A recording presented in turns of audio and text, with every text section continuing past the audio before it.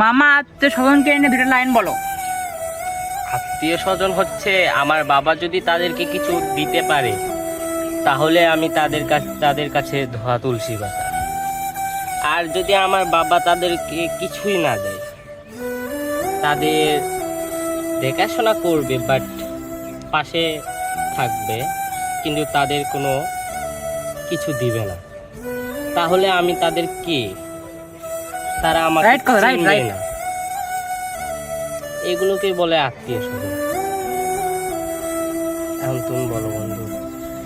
আমি আর কি বলবো মামা, আত্মীয় স্বজন এমন একটা জিনিস, আত্মীয় স্বজন এমন একটা জিনিস, তোমার সামনে তারা তোমার সুনাম করবে, তোমার পিছনে তোমার দুর্নাম করবে।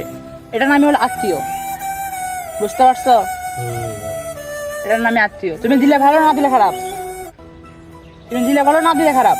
এটাই আত্মীয়তা। এরকম আত্মীয় তার থেকে সাবধান। এরকম আত্মীয় থাকার চাইতে না থাকা ভালো, ঠিক আছে? মানে নাই গরুর চাইতে শূন্য গোয়াল অনেক ভালো।